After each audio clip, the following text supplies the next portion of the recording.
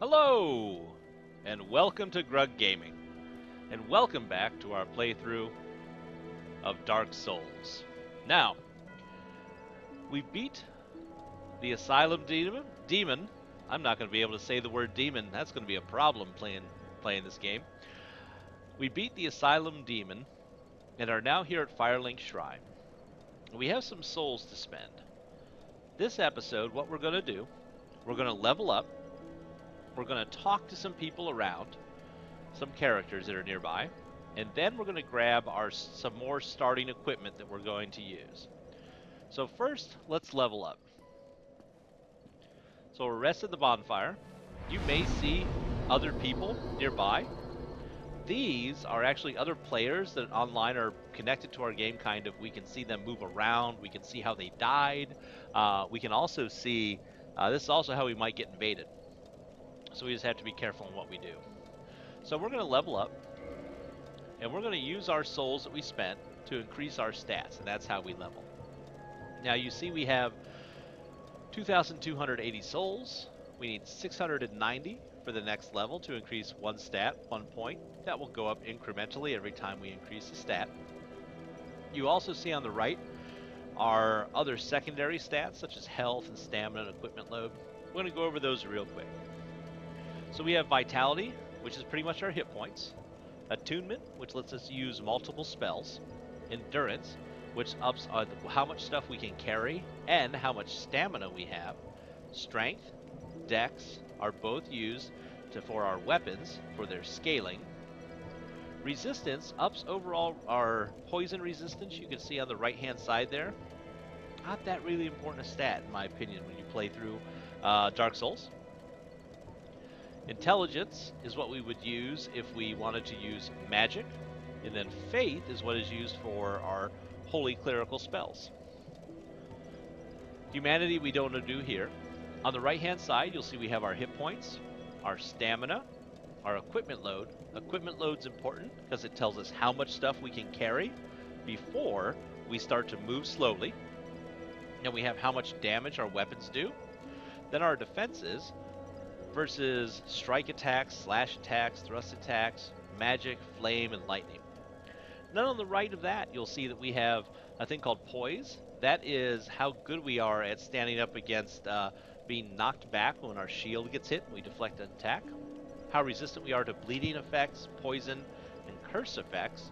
And then item discovery affects how often we find items off of bodies. So, we're going to take our initial souls here. We're going to spend them to get our dexterity up to 10, because the first weapon we're going to get requires us to have our dexterity up there. And then we're going to use the rest to get our... Oh, what do we do? Let's get our endurance to 10. That'll work for right now. I'll be doing some thinking about leveling. Off camera, of course, kind of talking to myself, like I'm doing right now. And we'll figure out how we're going to level. But right now, that's how we're going to start. So, now that we've increased that, we have a little more stamina. And it's time to look around Firelink. So here at Firelink Shrine, there's 2 NPCs that we're going to talk to. A third who's not going to talk to us. First, we have this crestfallen knight over here. All the Dark Souls games have this. Is a guy who's undead, but he's pretty much given up. So let's just talk to him and talk about his dialogue. Well, what do we have here? You must be a new arrival. Let me guess. Fate of the undead, right? Well, you're not the first. But there's no salvation here. You'd have done better to rot in the undead asylum. But too late now. Well, since you're here, let me help you out. There are, actually, 2 bells of awakening. One's up above in the undead church. The other is far, far below, in the ruins at the base of Blight Town. Ring them both, and something happens. Brilliant, right? Not much to go on, but I have a feeling that won't stop you. So, off you go. It is why you came, isn't it? to this accursed land of the undead? Well, our mission just got twice as hard. Let's talk to him again. Ah, your face. You're practically hollow. But who knows? Going hollow could solve quite a bit. Ooh, depressing. What? Restoring your humanity? Well, there are a few ways to go about it. Collect it bit by bit from corpses. Or you can butter up a cleric and get yourself summoned. And the quickest way, although I'd never do it, is to kill a healthy undead and pillage its humanity. Coveting thy neighbor is only human, after all. So he's talking about the multiplayer. Again, we could help somebody else in jolly cooperation in order to get humanity, or we could try to kill people to take their humanity if we wanted to. What are you looking at? Don't try anything clever. You might regret it. What? You want to hear more? Oh, that's all we need. Another inquisitive soul. Well, listen carefully then. One of the bells is up above in the undead church, but the lift is broken. You'll have to climb the stairs up the ruins and access the undead burg through the waterway. The other bell is back down below the undead burg, within the plague-infested Blight Town. But I'd die again before I step foot in that cesspool. Let's see if he has anything else to say. Bloody hell, what is it now? You ask too many questions. I think that might be it. What now? I'm not up for chatting. Leave me alone. So that's all he has to tell us. Ooh, we have an item here. Let's go ahead and grab this. Ooh, some humanity. We can use humanity to change ourselves back into a human from this corpse visage that we have, and unhollow ourselves, reverse our hollowing. We're not going to do that right now. Up here, we have our buddy the cleric. Let's go ahead and talk to him. Hello there. I believe we are not acquainted. I am Petrus of Firelink. Have you business with us? If Yes, not, we do. I'd prefer to keep a distance, if possible. Not very polite. Hello there. I realize that I have requested that we retain our distance. But I also want you to know that it is not meant in ill will. Here, take this, as a token of peace. No, go ahead. It's for you. A copper coin.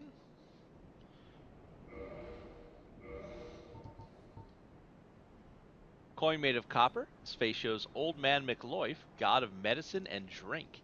Even coins of great value in the world of men have little value in Lordran, where the accepted currency is souls. Those who dream of returning to the outside world are fond of carrying these around. Oh my, you again. Oh, I know. How about this? I have to await my companions here anyway. So what if I were to teach you some miracles? Would that please you? Yes, it would. Very well. Then first, a covenant with the gods. Because we're already a cleric, we're part of his covenant. Covenants are used, part of the multiplayer component, also add a little bit to the single player. Because we are a member of what's called the Way of White, if I'm remembering it correctly, we can buy healing spells from this guy here. We can also, I think it makes us easier to summon, and it lets us cast miracles next to miracle strengthening circles from other players. I may be wrong on all that. Let's keep going. Now let me share my miracles. Only their ultimate effectiveness will be determined by your efforts and your faith. So here we can purchase miracles. First, we're going to learn a gesture. We learned how to shrug. It's handy. We can purchase new miracles. You can see Then it shows us the required faith is the little star there. So to learn Great Heal, we have to have a faith of 14. And we would need 10,000 souls to buy that. He also sells some talismans if we wanted to trade out. You can see he also has a spell called Homeward that takes us back to the last fire we were at. Force, which kind of pushes everything away from us if we get surrounded. Seek Guidance kind of tells us where to go. And then Heal, the spell we already have to kind of heal. Let's talk to him a little bit more. My companions are Milady and her young knights. She is young, but burdened by an undead mission. We are her defenses, to keep her from harm. Anything else to say? An undead mission? Regrettably, I cannot share that with you. But you are my pupil. Perhaps if you show your faith. We'd have to give him 500 souls, which we don't have. I'm afraid that may be difficult, for our missions are sacred. We'll come back. We Come have a few again. more souls and talk to him a little bit more. The teachings depend upon your faith. Oh, I think he has more to... Oh, no, we can't do anything until we give him more souls. So, down here below in Firelink, run over here. We're going to take these stairs, and down here, this is the Firekeeper. There she is. She keeps the fire lit. She can't speak, though. She has no tongue. And if we had the soul of a Firekeeper, we could make our healing item more effective here. We have a next place to go, which is down a set of stairs, which should be right here. Yep, I'm always afraid I'm going to fall off of there. This is going to take us to an elevator. So we're going to head on down. Oh, where's the elevator? There it is. We're going to head on down this elevator here.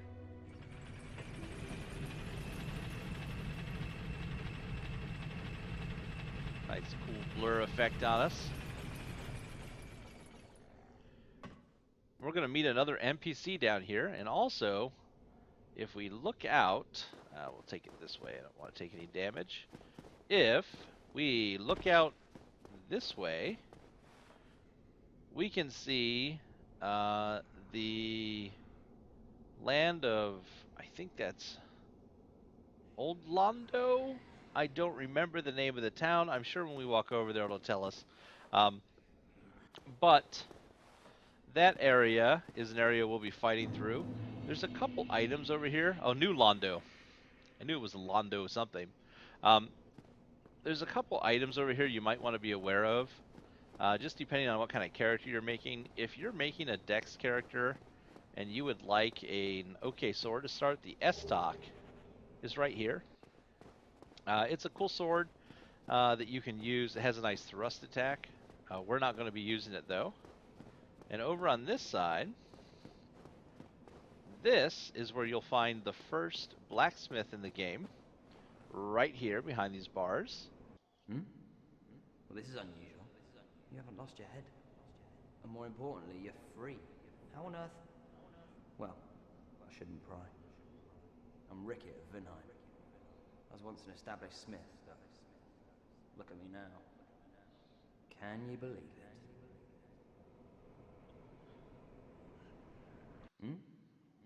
What is it? Have you?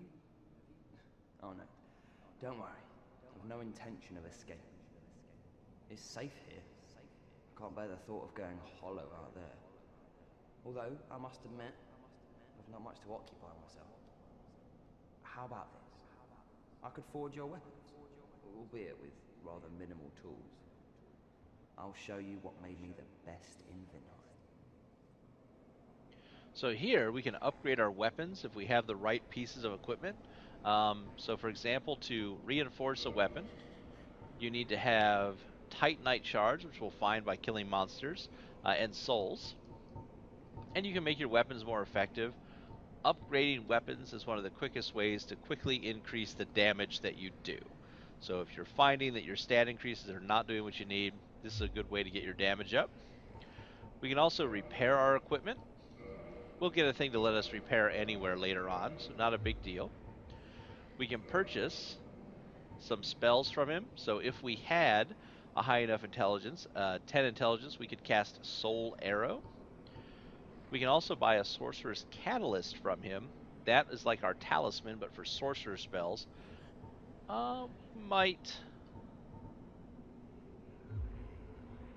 We might do something there. I'm gonna look at. Let's talk to him for a minute. What is it? There's nothing to talk about. We're both cursed, undead. But what's there really to moan about? Say anything else? What is it? There's nothing to talk about. Okay. We're both. So he doesn't say very much. I was just thinking. Goodbye then. Keep your head on out there. You really helped break the monotony. Nice. We need. Our character currently has an 8 intelligence. If we put 2 levels into intelligence, and I think 1 level into attunement, we could cast Soul Arrow as a long-range attack to draw enemies. We might end up doing that. I like Jack of all trades characters. But before we do that, we are going to, yes, this is the right stair. We need to go and pick up our other equipment we're going to use to start the game. And that is through here. Now, normally you can't open this when you start the game, but because we chose the Master Key, and you get the Master Key if you choose the Thief class as well, we can open this door. And this takes us into, I think, the Valley of Drakes? Yes. Ooh, there's an item here. Large soul. That's a consumable soul that we can use to just get more souls if we need them. I gotta be careful I don't fall off. Oh, ho, ho, see what I mean? That would have been silly. So there's 2 big things here. First, this is the back entrance into Blighttown. Blighttown is a later part of the, well, depending on how you're playing the game, can be a later part, or you can do it first if you want to. I'm going to do it later. We're going to do the Undeadburg first. But this is a back way into Blighttown, a poison area, and I like it because the other way into Blighttown, I hate. So later on in the game, we will probably use this to get into Blighttown as opposed to the other direction. But what we're here for is down this path.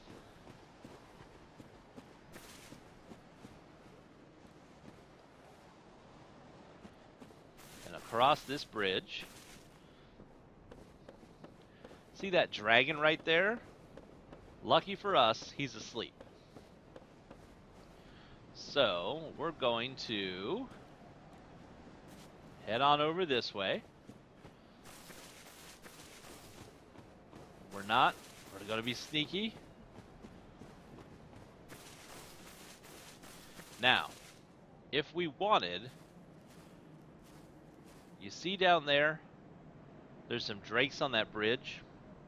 If we wanted to, you can actually run past this. There are a couple, I don't know if you can see the drake on that bridge back there in the distance, that kind of blue guy. There's a couple of those along this way. If we wanted, we could kind of run down this path past them, I think. Let's see if you see one better. Yeah, you can kind of see more of them down there. You can run past them, and there are some items down there that can be useful to grab. There is a ring at the top of a ladder that I think makes you do more damage when your health is low.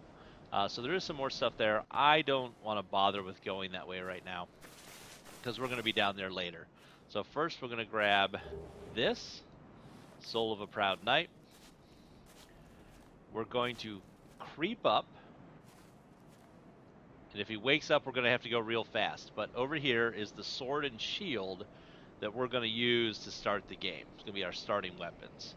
So, let's see if we can do this without waking him up.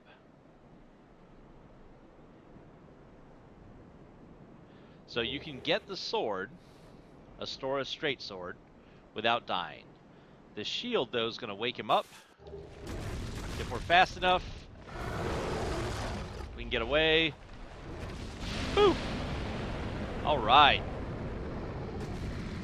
We made it without dying. Now, you can fight him from here if you want. We'll probably come back here with a bow and arrow and beat the ever-living junk out of him. But, so you can see, you can grab both those. You don't have to die to get them. Just get in and out if you want to grab these two weapons. These two items, sorry. So let's go ahead and we're going to head back to Firelink Shrine here.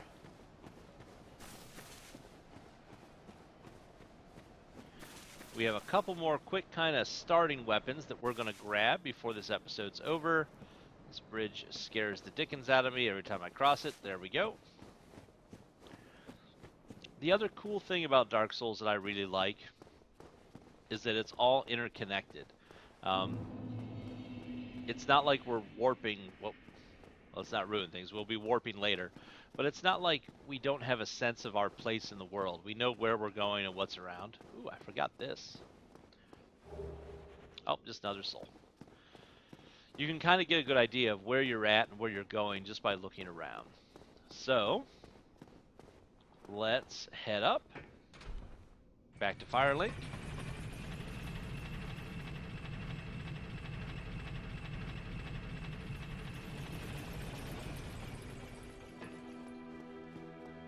And the two things we picked up while we're here, the first is Astora's Straight Sword. Straight Sword of an unknown knight, likely one of Astora's superiors. High quality weapon with a powerful blessing. Astora's Straight Sword does uses faith, dex, and strength. So if you want to get the most out of it, you have to level all those up. So we may not use it through the whole game, but it's a good starting weapon, especially if you have the faith to use it. But it also does holy damage, which can help out. And then the shield we picked up was the Dragon Crest shield. The Dragon Crest shield, nice thing about it is it's 100% physical reflection, as well as having some fire protection and some lightning protection. It's not too good with magic. It also has a pretty good stability. Higher stability shields help us out, again, when we block, so that we don't get thrown back and our guard doesn't get broken. So those are the two items we went down there for. We got both of them. Happy we didn't die. It's a cool looking shield. We'll try and... Only reason I don't run through there is I'm afraid I'm going to run off the edge. Alright. Next up, we have a last couple items we're just going to grab to start, and those are going to be over in the graveyard. Pardon us, Crestfallen guy. So back here is the graveyard. There's another section over here too you can grab items from, but I can't remember where it is. But over here, you can see the graveyard down there. We want to grab a couple of these items. We're just going to kind of run in and grab everything. We might die. But the reason you want to know about this is if we follow this path down there and to the left, and you go all the way around, that is the entrance to the catacombs. And Pinwheel, who is a boss, again, we'll fight him later. We're not going to fight him right now. But just so you know where he's at. So we're going to hop down here. Grab that. And then I think this is a soul. We're going to grab that. Run past these guys. Up here is the Zweihander. We'll talk about that in a minute. Oh, shoot. I took a wrong turn. We might die. Nope, we're good. We'll see if we can get back through them. Grab our binoculars. Oh, we might be stuck. Oh, I think we're going to die. Nope. Mad skills. That's what we got. Woo! That was close. As you can see, there is just all kinds of stuff over here. Pardon us, guys. Oh, that sucked. All right.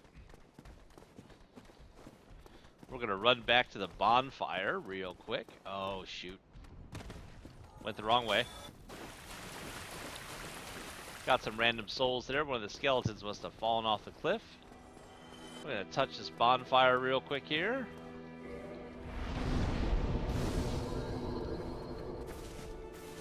I want to check one area. Now this is where me not playing in a long time, you get to watch me kind of fumble around a bit because I can't remember where things are. I thought, yeah, that's right. Firebomb over here. Projectile we can throw that causes fire damage. That's not what I'm looking for exactly. I don't think there's anything in these urns. Again, the extra rolling, that's going to be annoying. Especially when we get to some of the areas that have a lot of cliffs and things. Up here, nothing.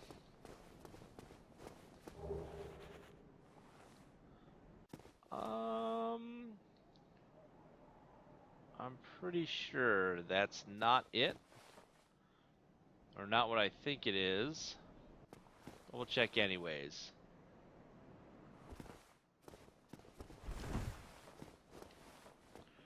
I can't remember if it's around here. Nope. What the heck's down there? Oh. Kind of go around the edge here. Is this it? Yes, that's where I wanted to go. Down there. Whoop.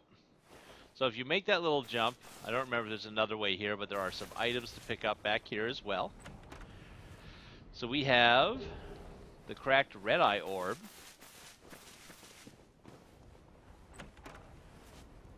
The talisman and morning star. Some homeward bones. I think that's... Oh, no, there's another chest out here. And... Lloyd's talismans. Alrighty. Head back to the bonfire one more time, talk about the items we picked up, and then we'll be finishing up for this episode. Go this way.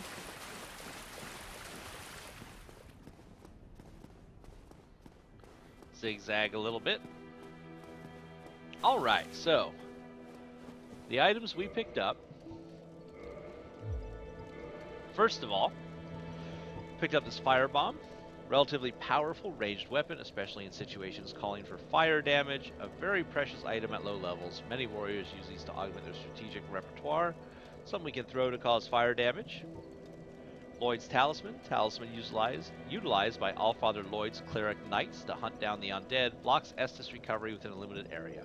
In the outside world, the undead are cursed creatures, and Lloyd's Cleric Knights are widely praised for their undead hunts. This blessed talisman blocks undead recovery, allowing the knights to fight with impunity. That can be used to prevent other NPC undead from healing, or if you're in multiplayer fighting, you can use it. Homeward Bone. Bone fragment reduced to white ash. Return to last bonfire used for resting. Bonfires are fueled by the bones of the undead. In rare cases, the strong urge of their previous owners to seek bonfires enchants their bones with a homeward instinct. We can use this to go back to a bonfire without using the dark side and losing all of our souls. Extremely important if we're carrying a bunch of souls that we need to take back with us. The binoculars, of course, we can see far away. This advanced device was built by a famous craftsman of Astora.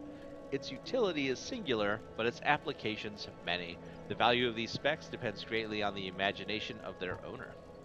And then we have the souls we picked up. Oh, we'll talk about the souls in humanity in the next video since this one's getting a little long. Next, we also picked up a couple items. We got the Zweihander, one of the gigantic straight greatswords. As the name suggests, the Zweihander is held with two hands, but its wielder must still be inhumanely strong. It is the great weight that sends foes flying when hit solidly. We picked up the Estok, the largest of the thrusting swords, can pierce an armored knight in the thrust. The blade is also sharp, allowing slicing as well. And we picked up the Morning Star, hammer with a sharp spike on its pommel, one of the more barbaric cleric weapons. Uniquely, this hammer inflicts thrust damage and causes bleeding. and then the winged spear. A long-hilted spear with a barbed point, long reach, and can be used with shield up. Effective against hard exteriors, hits from high damage at the right moment of an enemy swing. But the hit radius is small and is easily blocked by shields. Another talisman like we already have. Actually, that might be a little bit better than the one that we have. I don't think they really have an effect, to tell you the truth. Changing talismans. I could be wrong on that. So, as you can see, in just the first few minutes of the game, there are a lot of options for equipment that you want to pick up. If you want to use a spear and be a dex character, you can pick that up quickly.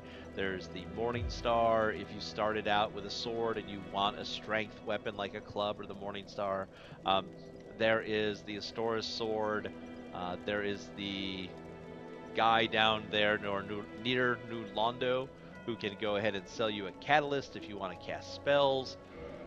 From the very get-go, the game gives you a lot of options, which is great. Well, I think we've seen everything we need to do to get started. So, soon we will be climbing this area up here and making our way... Oh, let's do this, actually. Let's... Oh, you need to be... That could have been bad. We don't want those equipped. Where are they? There they go. So... we're going to go ahead and head over in that direction and work our way towards the Undead Burg. We'll be doing that and more in the next episode of Grug Gaming.